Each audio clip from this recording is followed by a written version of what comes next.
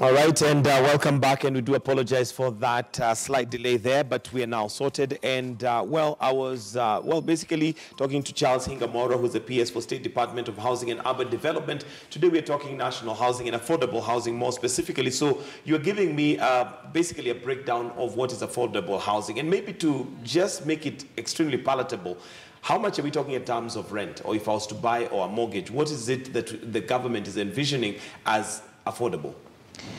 Thank you very much. I think you have got to take a couple of factors into consideration. One being the disposable household income.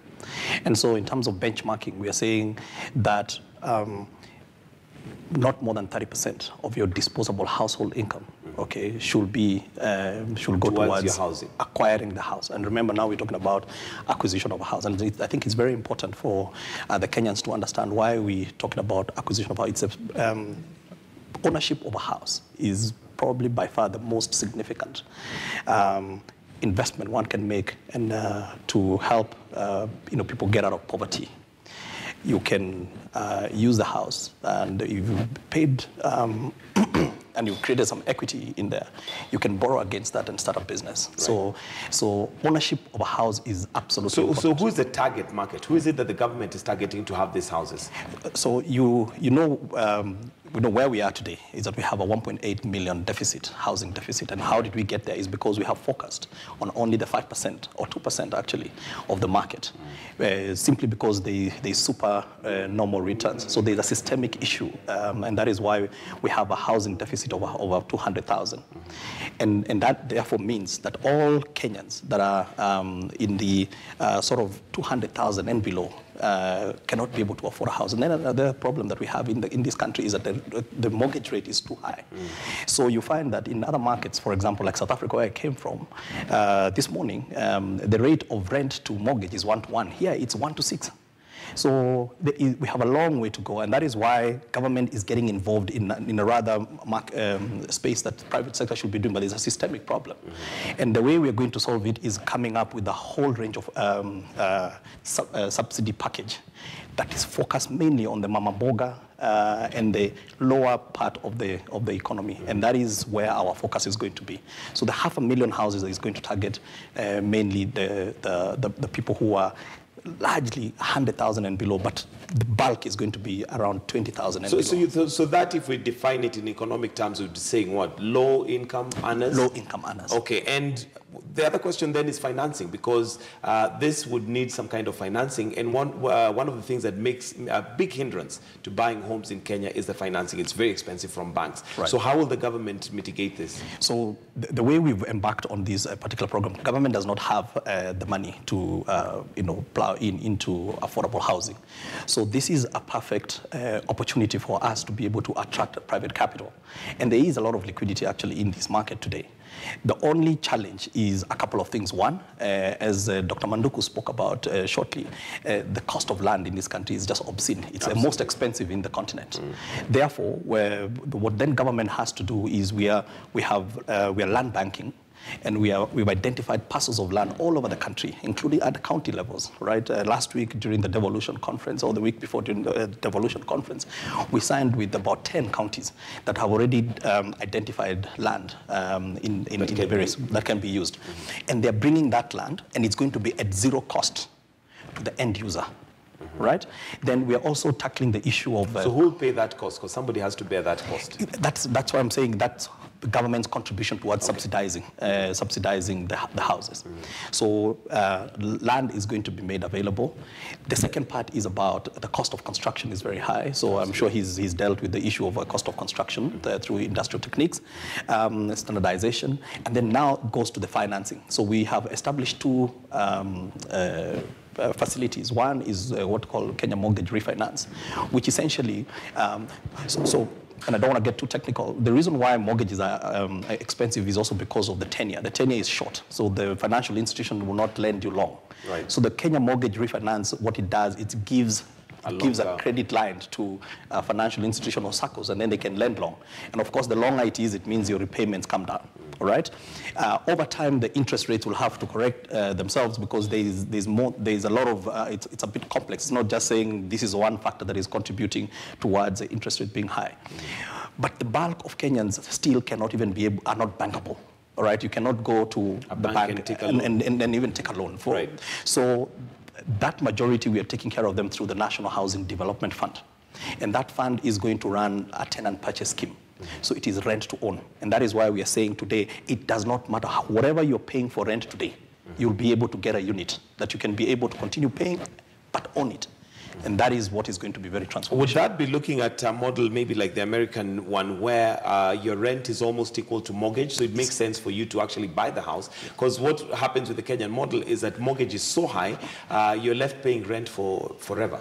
And that's one of the systemic issues that I'm talking about. That I'm talking about. So that is how we are going to get the majority of the Kenyans into decent housing. But still, you have not addressed the issue of debt. How do we attract debt? And the biggest challenge for debt owners is how do they exit? So today, because of the depression in the market, there's a lot of non-performing loans and a lot of houses that have been built and they're not takers. So what we have created also is an exit mechanism for the financial institutions or whoever is plowing in debt into the structure. We've already met, 2 weeks ago, we met with the financial sector, and I can tell you that it is very positive. We've received a lot of proposals where one institution is saying, I'm good for 100,000. So as we speak right now, we've got about 250,000 expression of interest in terms of financing.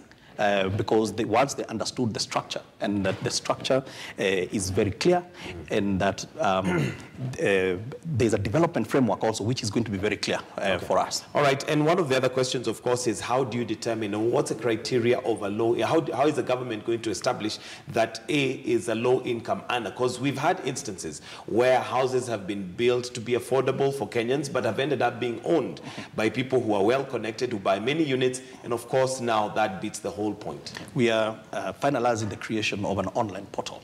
So you will go, every Kenyan will go and you'll register, all right?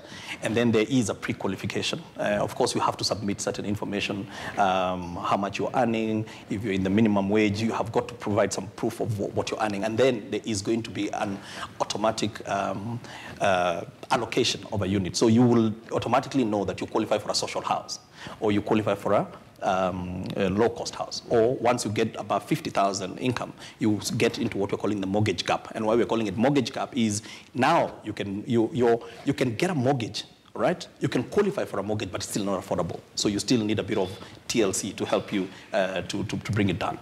So. And then we will learn, there's a lot of, if you go to Ethiopia, we've learned from them that they have got a lottery process that they run. So once you apply, there's going to be a lottery, there is going to be zero human interface. So even my own relatives who call me every day and saying, I want a unit, I will not even be in a position. And I hope that will settle Kenyans. Now, we'll need to wind up. Let me just come to you, Dr. Lawrence Esho, for your closing comments, and get your closing comments before I come to Bwana PS, basically to close for us. But yeah, your closing comments. Yeah, I'm happy the PS is finally here. Because as I was saying earlier, I think there is huge opportunity in land that is state-owned in some of these towns. And I think it's time to activate those lands, like land owned by the railway. The railway has huge reserves of land that are not utilized currently, so that those are activated into mortgages. But the most important thing, I think, what Kenyans are looking for, as you've said, is the ability to pay a mortgage amount that is equivalent to rent, if possible. And I think if the government can avail financing through state-owned banks that can enable us to do that, then that will be very good. And I think there is need also to figure out a way to bring down the land prices, The land prices. The government provides a lot of infrastructure for free, yet the speculators get all the income from the land, all the profit from the land. So if you can have development charges, some of these could be used to upgrade the infrastructure in all these places, thereby making the cost of production of housing units cheaper. Dr. Manduku, your closing comments? Thank you. I think I want to focus on our mandate as NCA. Besides regulation, which we talked about, quality assurance and all that, we also have a mandate of capacity building. And for us, we see a great opportunity in terms of enhancing the capacity of our local people. Probably what the PS didn't mention is that we're already working on a program where we want to actually use this housing as creating a lot of jobs. And it's going to ignite a lot of cottage industries development. And we want to focus on that so that at the end of it all, every industry has a trickle-down benefit. And I think that is where I think the great opportunity really lies. Okay. Besides the 500,000 houses, every other Kenyan will be engaged fully in something substantial. All right, Bwana PS, we're out of time, but maybe just for the sake of Kenyans to understand fully, how long are we looking at? Are we getting houses next year, the year after? So the development framework is done. We have identified what we call it the flagship projects. The 20 to 50,000 units are coming up in terms of the presidential flagship project. We're breaking ground now within the 90 days in the first flagship project. We have signed with about 10 to 12 counties. There are also going to be projects that are going to be coming up at the counties. And in my closing remarks, I want to say that these affordable housing creates a massive opportunity for this country. It's not just about housing, it's about the construction boom and what it's going to do to our economy. It's about formalizing our informal sector. We're going to standardize and we're going to designate. For example, doors are going to be made by the same Juakali people so that they can afford the houses. So we are going to guarantee them the demand. And then government is going to aggregate demand. On our own, we've got about 700,000 employees across the board. So we have a huge housing demand ourselves as government. So we will guarantee the demand to the market. And therefore, we will be able to approach what, in a way which you call large economies of scale. And anything that is done with large economies of scale, A, you can bring down the cost, but two, you can be able to transform the market. All right. And I think it is very important to say that a lot of our people don't live they live in subhumane conditions. So this is also something even more very close to the president's heart. It is about dignity. It's about allowing our people to live in dignity. And that is why this is very important. All right, thank you very much. We are out of time and would have loved to continue this conversation. Charles Hingamora, PS, State Department and Housing Urban Development, thank you for joining us. We also have Dr. Manduku, who's the CEO for National Construction Authority. And last but not least, Dr. Lawrence Esho, Chairman for the Kenya Institute of Planners. Thank you for joining us this morning. And that is affordable housing for you in a nutshell. Of course, there's